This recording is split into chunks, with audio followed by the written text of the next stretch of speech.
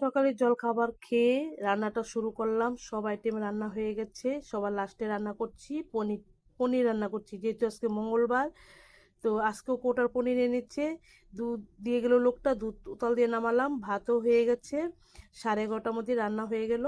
আর এই দেখো, সবার লাস্টে তোমাদেরকে দেখাচ্ছি। এখন যে ভিডিওটা দেখতে পাবে সেই ভিডিওটা সবাই একটু মন দিয়ে কথাগুলো শুনবে। চলো দেখো। গতকাল জ্যৈষ্ঠ মাস পার হয়ে গেল, তারপর ভিডিওটা এডিট করছি আমি। যাই হোক, বলছিলাম তোমাদের কাছে যে আমি ভিডিওটা এডিট করে পোস্ট করব। তো কিছুদিন জ্যৈষ্ঠ মাসে, মল মাসে আমরা পুরুষোত্তম মাসে পাহাড়ে মন্দিরে গিয়েছি। সেখানে বিকেল 4টার দিকে পাঠ শুরু হয়, তারপরে আরতি কীর্তন হয়, পরিক্রমা হয়, তারপর আবার পাঠ শুরু হয়। তো প্রসাদ নেওয়ার পরে আবার পাঠ শুনি। প্রতিদিন 9:30টার দিকে আসতাম।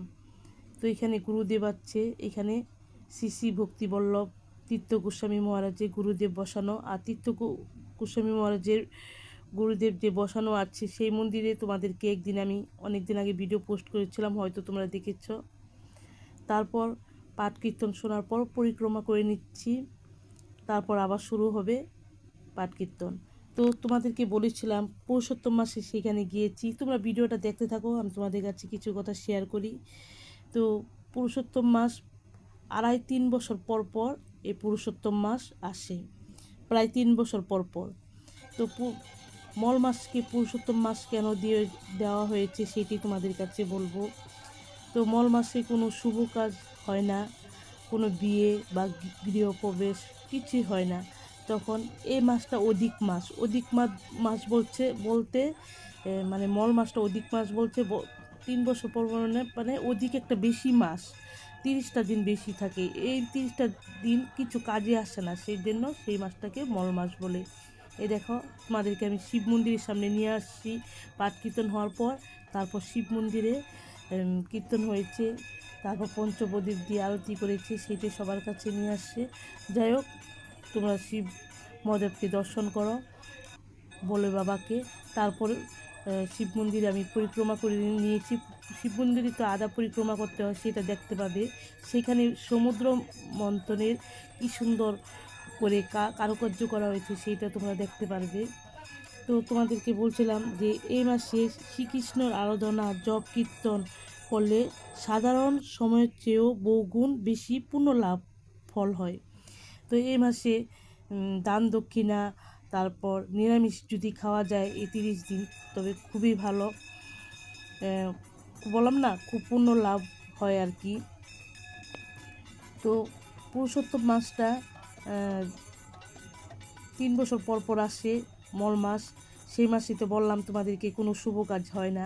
তখন এটা অধিক মাস, বছরের বেশি মাস, 30টা দিন। তখন আমাদের শ্রীকৃষ্ণ বলেছে এই মাসটা, দেবতারা বলেছে এই মাসটা কোনো কাজের না, মল মাসটা। তবে কি করা যায়, তখন আমাদের শ্রীকৃষ্ণ বলেছে এই মাসটা আমার নামে দেওয়া হোক, পুরুষোত্তম মাস। এই মাসের সবচেয়ে নাম কীর্তন, জপ কীর্তন, পাঠ শুনলে খুবই মানে অন্য অন্য মাসেতে এই মাসের মানে পুণ্য লাভটা বেশি হয় আর কি। তো সেইটাই তোমাদের কাছে শেয়ার করলাম। তো প্রতি 3 বছর পর পর এই মাসটা আসে, অধিক মাস। এই মাসটা কোনো কাজে আসে না, সেই জন্য এই মাসটার নাম পুরুষোত্তম মাস দেওয়া হয়েছে। তারপর শিব মন্দির থেকে চলে আসলাম। আসার পর চন্দ্রবৃত্ত নিয়ে তারপর প্রসাদ নিয়েছি। আর উপর থেকে আমি, পাহাড়ের উপর থেকে আমি ভিডিওটা করলাম, মন্দিরের গেটটা তোমাদেরকে দেখালাম। আর সেখানে এসে একটু দূরে এসে প্রসাদটা খেয়েছি। খাওয়ার পর আবার মন্দিরের সামনে চলে গেলাম। একটু অন্ধকার, আর আমাদের গোয়ালপাড়া প্রাকৃতিক দৃশ্য তো অপূর্ব সুন্দর, সেইটাই অন্ধকারটা একটু তোমাদেরকে দেখালাম। পাহাড় গাছপালা খুবই সুন্দর আমাদের গোয়ালপাড়ার জায়গাটা। তারপর একটু প্রসাদ হাতে তুলে তোমাদেরকে দেখালাম। তারপর সবটা করার পর আবার পাঠ কীর্তন শুরু হয়ে গেল। সেটা যদি তোমাদেরকে শোনাতে পারতাম তবে খুবই ভালো হতো।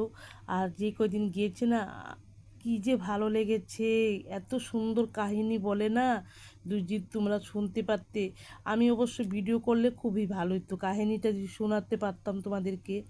তো এই মন্দিরে আমার অনেক ভিডিও এখনও আছে, তোমরা যদি বলো আমি খুবই সুন্দর মন্দিরটা। তোমরা যদি বলো যে দেখবে, তাহলে আমি ভিডিও এডিট করে আবার পোস্ট করব। এতটুকুই রাখ।